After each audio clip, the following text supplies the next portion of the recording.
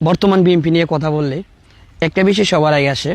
এখনকার যাদেরকে আমরা দেখতেছি মিটিং মিছিলে বা বিক্ষোভে যেখানেই যাই, তারা সবার আগে তারা এতদিন কোথায় ছিল, এই একটা প্রশ্নের উত্তর দিয়ে যাবেন কমেন্টে। বিভিন্ন মিটিং, বিভিন্ন বিক্ষোভে সবার আগে যারা ক্যামেরার সামনে আসার চেষ্টা করতেছে বা নিজেকে জাহির করার জন্য উপস্থাপন করতেছেন, তাদের জন্য আমার একটা ভয়েস।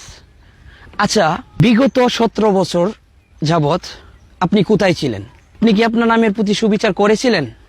আপনি আজকে যে অবস্থানে আছেন বা যেটা জাহির করতেছেন, এই জায়গা থেকে আপনি কি নিজের বিবেকের প্রতি আপনি প্রশ্নবিদ্ধ না? আপনি কি প্রশ্নবিদ্ধ একজন ব্যক্তি না? যে মানুষগুলো ফেসবুকে সামান্য একটা পোস্ট করতে সাহস পেত না, একটা কমেন্ট করতে সাহস পেত না, একটা রিয়েক্ট করতে সাহস পেত না, বরংস আমি পোস্ট করলে বা আমি একটা রিয়েক্ট করলে বা আমি একটা কমেন্ট করলে সেখানে আমাকে এসে সাজেশন, বিভিন্ন ধরনের ভয়ভীতি দেখানো হতো, আমার বাড়িতে এসে বলা হতো, তারা আজকে ব্যানার, তারা আজকে মিটিং বিক্ষোভে সবার আগে নিজের জীবনের উপর ঝুঁকি নিয়ে যতটুকু পেরেছি দলের জন্য করেছি। আজকে যাদেরকে দেখতেছি বা আজকে যারা নিজেদেরকে জাহির করতেছেন, তাদের এই ভিড়ের মধ্যে আমাকে খুঁজে পাচ্ছি না। শুধু আমি না, আমার মতো যারা বিগত দিনগুলোতে নিজেকে উজাড় করে দিয়ে চেষ্টা করেছে ভালো কি, তারা কেন আজকে আড়ালে চলে যাচ্ছে?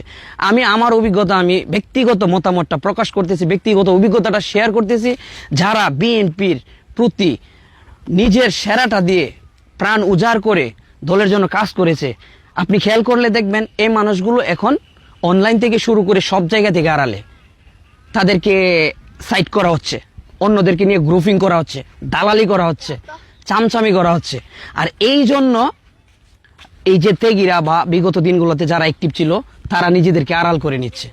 আজকে যে এভাবে গ্রুপিং করে, দালালি করে, চামচামি করে নিজের জায়গাটা পাকাপুক্ত করতেছেন বা নিজেকে জাহির করতেছেন, আমি তাদেরকে বলবো, আপনার দ্বারা দলের জন্য কোনো ক্ষতি না হয়।